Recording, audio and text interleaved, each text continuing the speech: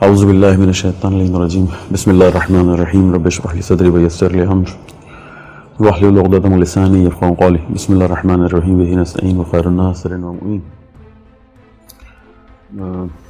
قرآن کی نگاہ میں دشمن شناسی ہمارا موضوع ہے، اور گزشتہ مباحث ہم یہاں تک لے کے پہنچ گئے تھے کہ یہ بنی اسرائیل کے جنہیں فلسطین یا اس کے اطراف میں ہونا چاہیے تھا، کس طرح سے یہ آہستہ آہستہ مدینہ اور مکے پہنچ گئے۔ لیکن بیچ میں ایک بہت اہم واقعہ جس کو قرآن نے کیونکہ اہمیت دی ہے، اس لیے وہ میں چاہ رہا ہوں کہ اس کو بھی بیان کر دوں اور پھر انشاءاللہ اپنے موضوع پر داخل ہو سکیں گے۔ جناب مریم سلام اللہ علیہا، ان کی جو پیدائش ہے اور اس کے بعد پھر جس طرح سے یہی مسجد اقصیٰ اور بیت المقدس کی جو سرزمین فلسطین پر واقع ہے، جب ان کی متولی کی حیثیت سے اور ایک خدمت گزار کی حیثیت سے جناب مریم کو یہ کام ملتا ہے، اور پھر ان سے حضرت عیسیٰ علیہ السلام کی جو پیدائش کا سلسلہ ہے، اس وقت جن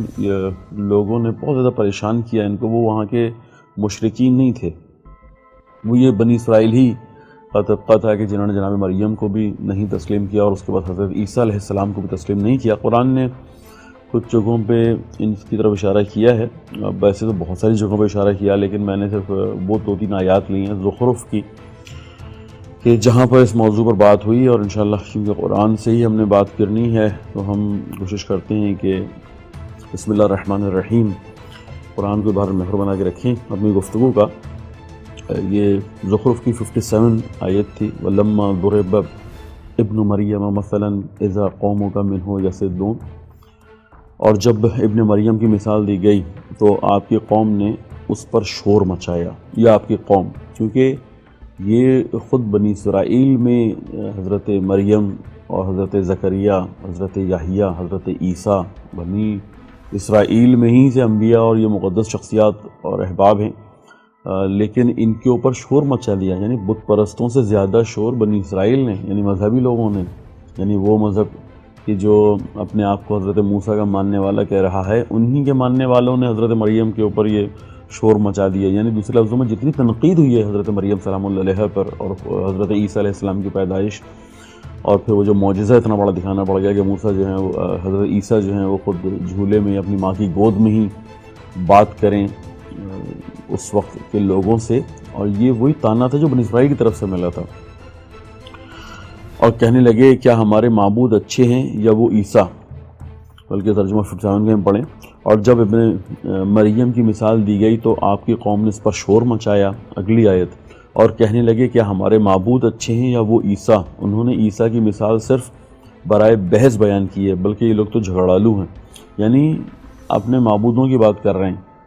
حضرت عیسیٰ علیہ السلام کے مقابلے میں، کہ یہ کون سے نبی ہیں، یہ کس طرف ہمیں دعوت دے رہے ہیں، یہ کیا چاہ رہے ہیں، یہ کہاں لے جانا چاہ رہے ہیں، کون سی باتیں کر رہے ہیں۔ کیونکہ حضرت عیسیٰ کے لیے معروف ہے کہ یہ پوری انسانیت کے لیے نبی بن کے نہیں آئے، انہوں نے جو بنی اسرائیل کا انحراف تھا، جو تورات میں تحریف تھی، یہ صرف اس کو کور کر رہے تھے، یہ خاص قوم کے لیے آئے ہوئے تھے۔ اور یہ آیت سے پتہ بھی چلتا ہے کہ اِنَّا جو 59 آیت ہے، اِنَّا هُوَ إِلَّا عَبْدٌ أَنْعَمْنَا عَلَيْهِ وَجَعَلْنَاهُ مَثَلًا لِلنَّبِيِّ لِبَنِي اسرائیل، وہ تو بس ہمارے بندے ہیں جن پر ہم نے انعام کیا، اور ہم نے انہیں بنی اسرائیل کے لیے نمونہ بنا دیا، یا مثال بنا دیا، یا قدرت بنا دیا۔ یہاں سے سمجھ میں آتا ہے کہ یعنی یہ مختص ہوئے بنی اسرائیل کے لیے، اور اب بنی اسرائیل نے کہاں ماننا ہے، بنی اسرائیل نے کہاں ان کی حیثیت کو تسلیم کرنا ہے، اور اتنی زیادہ تہمتیں لگائیں جناب مریم پہ کہ وہ معجزہ کہ حضرت عیسیٰ کو ماں کی گود میں جو ہے وہ اپنی ماں کی حقانیت کو ثابت کرنا پڑ گیا۔ یہ الزامات مشرکین یا بت پرستوں سے زیادہ بنی اسرائیل کے علماء تھے، ان کے ملأ تھے، ان کے مذہبی افراد و شخصیات اور مالدار طبقات تھے کہ جو یہ الزام لگا رہے تھے، اور یہ بڑی تفصیل کے ساتھ قرآن نے اس کے اوپر مختلف جگہوں پر بحث کیا، لیکن ہم کیونکہ صرف ابھی ہمیں یہاں پر اسی حد تک رکھنا تھا۔ لیکن ایک بہت اہم نقطہ کہ جسے اصحاب کہف کا ایک واقعہ جس کو میں چاہتا تھا کہ وہ بھی رہ نہ جائے، نقل ہونے سے بڑا امپورٹنٹ بنتا ہے. آپ نے سنا وہی ہے سورہ کہف کے اندر، اگر ہم اس کی آیات کو بھی ابھی پڑھ دیں. بسم اللہ الرحمن الرحیم. سورہ کہف کی ہی آیت نمبر 9 ہے، آیت نمبر 10 ہے، آیت نمبر 11 ہے. یہ بڑی اہم ہے. ام حسبت ان اصحاب الکہف والرقیم کانوا من آیاتنا عجبا اذ آوى فتية الى الكهف فقالوا ربنا آتنا من لدنك الرحمة وهي لنا من امرنا رشدا وضربنا على آذانهم في الكهف سنين عددا ثم بعثناهم لنعلم أي الحزبين أحصى لما لبثوا أمدا نحن نقص عليك نبأهم بالحق إنهم فتية آمنوا بربهم وزدناهم هدى. یہ بڑی ایک تاریخی حقیقت کی طرف اشارہ، وہ کہ جو ہو چکا ہے، وہ کہ جو جنت اور جہنم کی طرح کے وعدے نہیں ہیں، وہ واقعہ کہ جو رونما ہوا ہے وہ بڑا امپورٹنٹ ہے. کہ حضرت عیسیٰ علیہ السلام کی تعلیمات ابھی تازہ عام ہو رہی ہیں، اور روم کی شہنشاہیت اور بادشاہت جو ہے وہ اس کو قبول کرنے بت پرست ہیں، قبول کرنے کے لیے تیار نہیں ہیں، اور ان کے سپورٹر بنی اسرائیل ہیں. ان کے سپورٹر جو ہیں وہ علماء ہیں بنی اسرائیل کے باقاعدہ، اور وہ حضرت عیسیٰ کے پیچھے لگے ہوئے ہیں کہ حضرت عیسیٰ کی تبلیغات عام نہ ہو سکیں. اور یہ جو اصحاب کہف ہیں، یہ بیچارے جن کی مثال کہا کہ آپ کو کیا تعجب ہوتا ہے کہ اگر ہم آپ کو ان کی مثال دیں کہ ان میں سے ایک گروہ ہے جس نے کہف میں یعنی پہاڑ میں ایک پناہ لے لی، اور یہ تعجب کر رہے تھے کہ حضرت عیسیٰ علیہ السلام نے تو ہم کو وعدہ دیا تھا کہ ایک وقت آئے گا کہ یہ عیسائیت، حضرت عیسیٰ علیہ السلام کا دین پوری دنیا پر پھیل جائے گا اور رومی بادشاہت جو ہے وہ تسلیم ہو جائے گی، اور ہم دیکھ رہے ہیں کہ نہیں ہو رہا. اور پھر ایک واقعہ ہوتا ہے اور یہ اپنے آپ کو ظاہر کر دیتے ہیں. روم کی بادشاہت کے بڑے بڑے شہزادے ہیں، بڑے امپورٹنٹ لوگ ہیں، کہ بہرحال جن کی تعداد کا بھی کہا کہ 5 اور 1 ان کا کتا، 7 اور 1 ان کا کتا، اور اس طرح سے بہرحال تفصیلات بیان کرنے کی کوشش کی ہے. اب یہ لوگ اس کہف میں اس عقار میں ہیں، اور عدد سنین کی بات ہوئی ہے کہ یعنی ایک سوال ان کے ذہن میں اٹھا کہ حضرت عیسیٰ کا کیا ہوا وعدہ کب پورا ہوگا. یہ تو ظالم حکمران ہیں جنہوں نے بت پرستی کی طرف لگا دیا ساری قوم کو. حضرت عیسیٰ کا جو نام بھی لے رہا ہے یہ اس کو صلیبوں پر ٹانگ رہے ہیں، اور بڑا عام تھا. اور عیسیٰ کیونکہ دینداری اور حضرت عیسیٰ علیہ السلام جس دین کی طرف تبلیغات کرتے تھے، یہودیوں کو بڑے اچھے انداز میں پتہ تھا کہ کون سی بات کیا کرنے والا جو ہے نا جیسی کرتا ہے سمجھ میں آتا تھا کہ یہ عیسائی بات چل رہی ہے. کیونکہ عیسیٰ جو بنی اسرائیل کو تبلیغ کر رہے تھے تو یہ مخبر ہوا کرتے تھے، اور یہ مخبری کر رہے ہیں اور دھڑ دھڑ جو ہے وہ لوگوں کو پکڑوانے کا کام کر رہے ہیں. یعنی اس سے تعجب کی بات کوئی نہیں ہے کہ مذہبی طبقہ دوسرے مذہبی طبقے کو، بنی اسرائیل کے لوگ بنی اسرائیل ہی سے آنے میں دوسرے نبی کے ماننے والوں کو، کیونکہ انہوں نے خود تسلیم نہیں کیا ہوا،